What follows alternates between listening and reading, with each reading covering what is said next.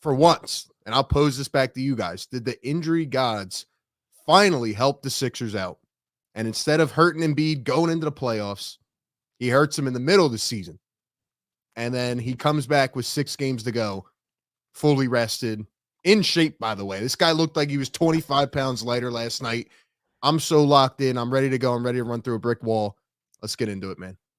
Yeah, love it. And the fitness, I guess, will come a little bit, that he absolutely looks slimmer, which I think is a big deal. He was clearly winded by the end with the hands on the knees, and that's going to happen when you take 2 months off, especially when you're 285 pounds or whatever that he's weighing in at. And even as much as like you want to be on an exercise bike or zero gravity treadmill or whatever, there's no way to replicate true basketball pace in that way. So it's good that he does have this little ramp up period. But I'm with you, RB, that I think if you were to paint the best outcome for the Sixers from an injury standpoint for Joel Embiid, it's likely him getting hurt when he got hurt. That this little ramp up period for him to go into the playoffs fully healthy for really the first time in his career. The only other real argument there is after the bubble, which during that stretch was without Horford on the team and Ben Simmons with a broken back. So can't even really count that as a legitimate chance. So I'm gassed up. I think this team's ready to run with him. And I like that he's kind of taken on a little bit more of a leadership aspect, saying that I think this team is ready. And that's essentially why I returned.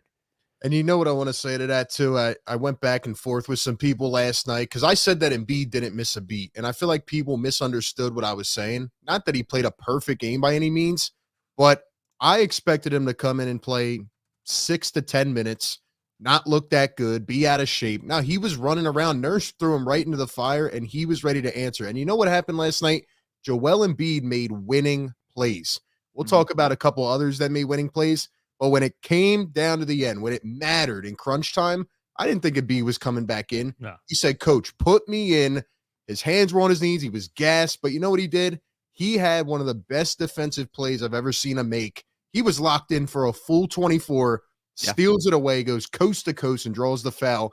And it just showed me what the Sixers have missed for the last 2.5 months, the ability to close out games. And it's because of Joel Embiid and his magnitude. And he helped win that game last night. It was incredible. Yeah, without him out there in that last possession, maybe somebody just drives to the basket like they've been doing since he got injured and just does gets a wide open layup probably, or an offensive rebound, So yeah, just that one play is such a microcosm of just what he brings to the table and how much he changes the team.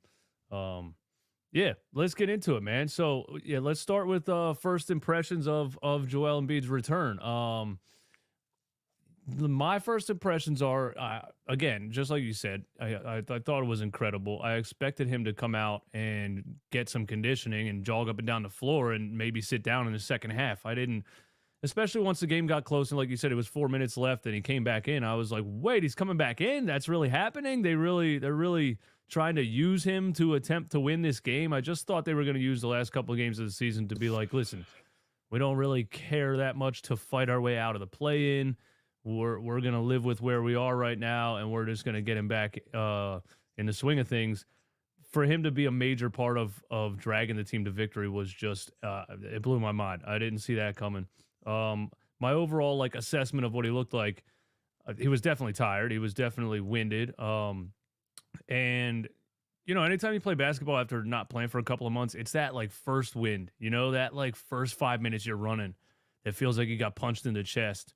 And you could see that from him. I think Nurse took him out I think he was only out there for 4 or 5 minutes to start the game when he came out the first time. So I think that'll come back pretty quickly. But yeah, he was tired. I think the bright side is that most people seemed like they assumed that he wasn't going to be healthy. I think that was the natural thought that most people had. They were like, we shouldn't force him back. It's going to ruin his career. And I kept saying, I've been saying for a straight month, I'm like, do you think these medical professionals are going to let him go back out there if it's not healed? That doesn't make any sense from a medical standpoint, and it doesn't make any sense from a business standpoint because at the end of the day, you want him to play 4 or 5 more years so you can keep filling up this arena. You don't want to ruin his career over the end of one season. And they thought he was going to come out there and be limping around and not be healthy. And so I think it's great that we at least saw. It looks like the knee is 100% healed. He just needs to get his conditioning under him. So that was just an amazing sign to me because most people thought he was going to be out there on one leg struggling, and it didn't look like that.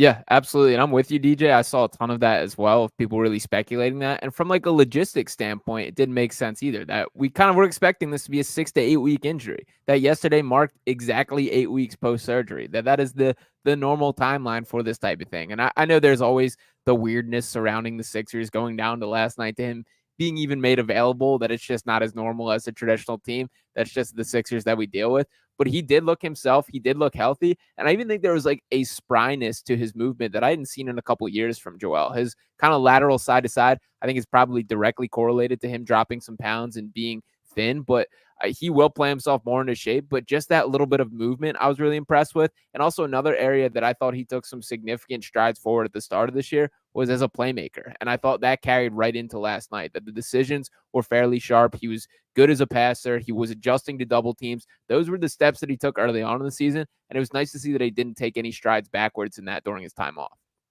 Yeah, I mean, I have no questions about what I saw last night. I was one of the skeptics that came in more so based on the reporting of the injury, because I feel like we never got a clear diagnosis. Like, yes, here's what it is. Here's how long he'll be out, and here's when we can expect them back. It was always just up in the air for people to assume. But when he came back last night, like Sean said, I didn't expect him to play. I was on the way to the game thinking it was just going to be another one of those games that we end up losing in the fourth quarter. But he comes out and you immediately saw the impact of the game. The Sixers are a completely different team with Joel Embiid. And I don't know about you guys, this has been the weirdest season ever.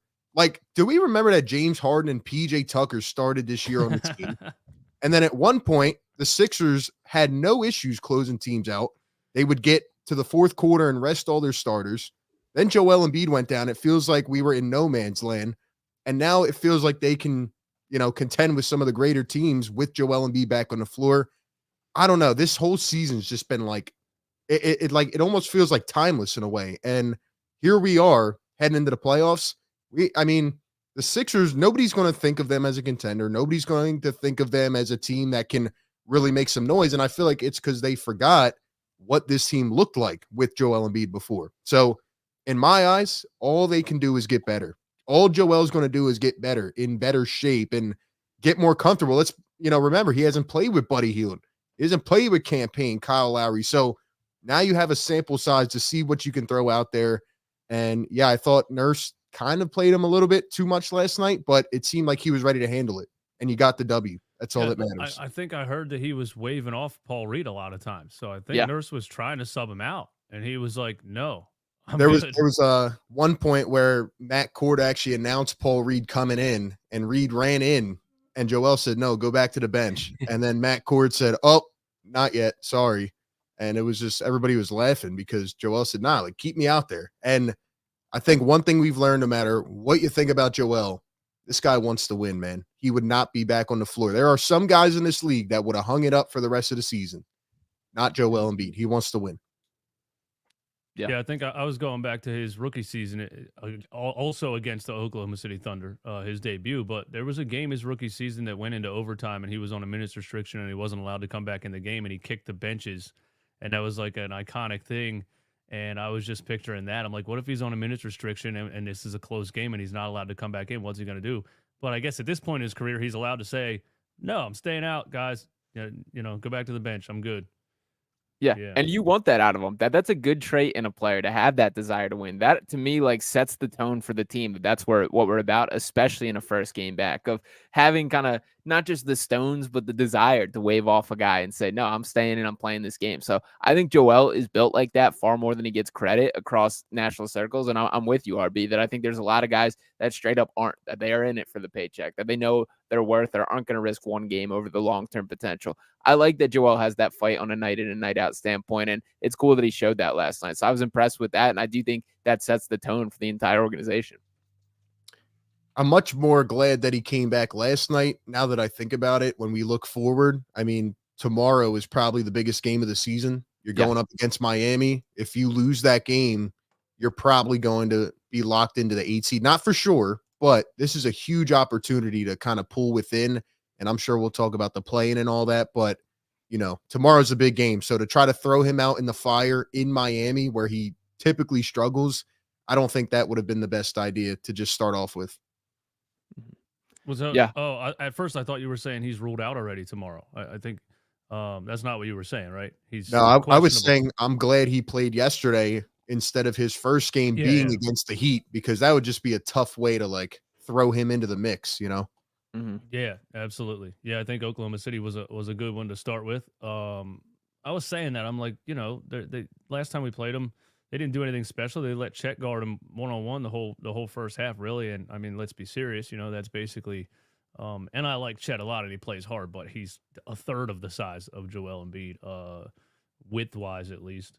So yeah, it was good. And I was saying like I couldn't imagine. You know, we'll get into the they might get fined thing that came out because of how they handled the injury report or lack thereof, or however they did it. They did it just how the Sixers do everything, the weirdest way possible.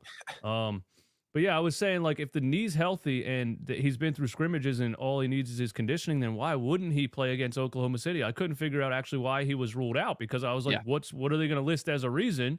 If all you need is conditioning, he should be out there as soon as possible. So I was like, it just makes perfect sense for him to come back against OKC. And I still don't actually know what the reason was for them to start with him listed as out instead of just listing him as questionable from the beginning. It doesn't really make any sense.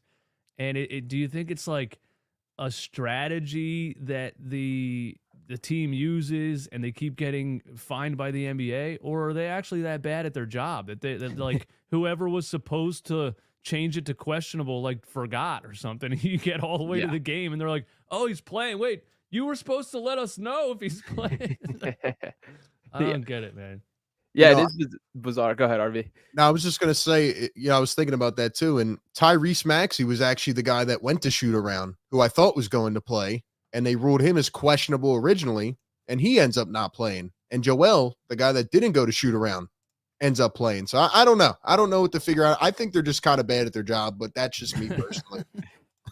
Yeah, and this will be the second time that they receive a fine for Joel Embiid's injury report, because the other time being in Denver where he was not listed on the injury report whatsoever and then ruled out last minute. I can speak to that with Joel specifically. It's more of a collaborative decision than any other player really in the league. That this dates back to when he first got there, that every game he was listed as questionable, and every game it was go through the pregame routine. How are you feeling? What are the doctors saying? And then it's whether you play or not. And that's kind of carried out throughout his career. So I do think Joel definitely plays a hand in this. And even when you think back to how often this has been the case, that this has been through multiple regimes of this being the situation. Back to Doc Rivers, Brett Brown, even pre-Daryl Morey with Elton Brand, whoever you want to attach to this, that it's always been Joel as the constant for this being an issue. But the bottom line is you just got to clean it up, man. Like, what's the harm in just listing him as questionable if that were the case throughout all of yesterday? Like, what is the bad part of that? I don't see the downside. So definitely strange. We'd like them to clean it up, but the bottom line is Joel's back.